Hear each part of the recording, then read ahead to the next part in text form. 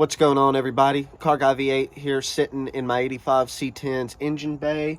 Basically, we're getting this engine prepped, seeing if it won't fire up today. Just drained all the old oil. There was a little bit of water in it, not mixed with oil, but like a little bit had gotten down the distributor hole. I didn't see any rust when I looked down it, because he took out the base of the distributor, I'm gonna guess like 10 years ago, and just set the cap over it. There was a little bit of grass down there, just a little. I'm gonna flush it all out. If there's any left over, the oil filter should catch it.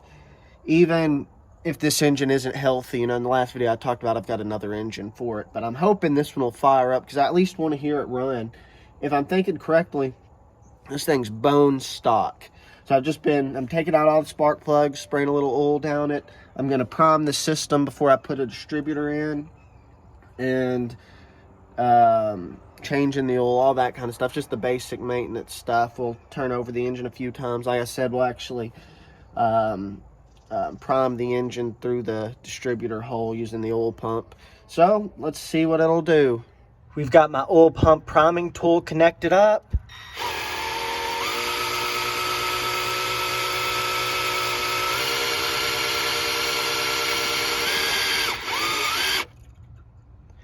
That will probably be good. Much better than it was, at least fresh oil in there, fresh oil filter and all of that. That's just to get some oil up into the bearings and push rods and lifters and all that stuff, just so that whenever I try to turn the engine over, it's been sitting 10 years or so, so better to be safe than sorry. I've got a fresh battery in it, and y'all notice anything? No lights, nothing. The interior lights work, the horn, the exterior lights and all of that. Just nothing on the dash. Nothing even makes a sound. So I think it's probably going to be something in the ignition switch, I guess. I may be stumped. I've tested both fusible links in the engine bay, and current flows through both of them. This is the top fusible link goes, you can't really see it from right here, but it's right behind that. So that should be bringing power into the cab, should be. And I've tested every fuse, and each one has current flowing through it, when I test it with the multimeter. So there's not a breakage in any of these that I can find. I'm tracking that one red wire right there. I don't know what it goes to. I'm following this rat's nest, and it kind of just gets lost in there. I figured I would try a new ignition switch because there's not really a good way to test them that I could find, and they're only like 18 bucks, so better safe than sorry. But even with that, you turn the key on and, nothing. And this shouldn't have a neutral safety switch because you put it in gear. Well, I can't put it in gear while the column's down like this, but you put it in gear and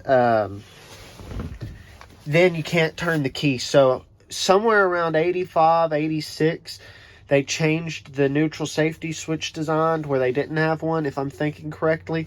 And this is an 85. So it does have, you see that little white box back there? Let's see, I'll zoom in on it.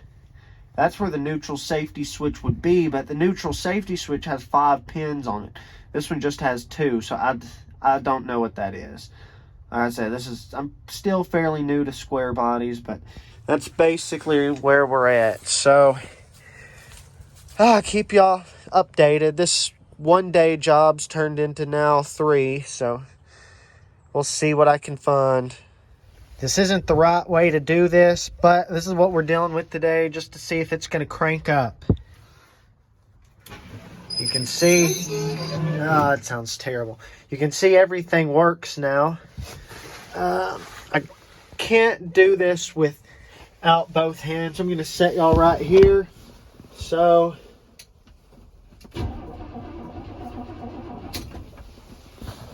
it cranks. Now time to put all that junk back in, see if we can't get it timed and all that, just to see if it'll fire for today. So it cranks, the engine's not locked up. I guarantee you this was why it was parked. I don't like this. I'm going to figure it out, but I just wanted to hear it crank. There, I got the distributor stabbed in. all the plug wires on, all the plugs in. I asked a neighbor to come and crank it over while I held my finger over the cylinder 1 spark plug hole so I could make sure it was on the compression stroke. Because I didn't want to put a wrench on the crank. I'm always afraid I'm going to strip out that bolt, and I really don't want to do that, so better to be safe than sorry. So I've got some carb cleaner. I still need to disconnect the fuel line right there. I don't know if it's going to suck anything up, the mechanical fuel pump, but just in case. Basically, all we're going to see is if it's going to fire, because there's no way I can get it to where it's actually running today. But if it fires, it'll run. So let's see. The fuel line started rounding on me, so I had to bring out this beast to finish getting it out. These things come in handy. If you've never seen these, I would get yourself one of these. Because as that started to round out, this thing will just pop it right off. Let's see if I got the timing close enough. Got my fire extinguisher near just in case. I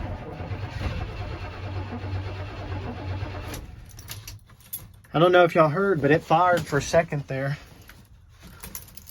Come on, get in there. Whew. So close. Man, it's gonna run. It really wants to. Yeah, the belt's not on, so the alternator's not gonna charge it or anything like that. So, let's see.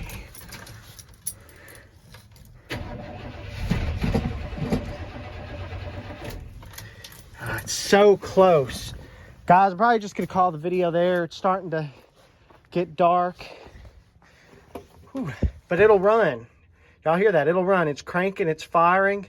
I don't know yet if it's on every cylinder. Oh, and the oil pressure's good. The oil pressure's really good. Look at that up there. Temperature gauge, though, maybe a problem there. But guys, I hope y'all enjoyed this video. First firing of the C10. Ooh, a little out of breath running back and forth.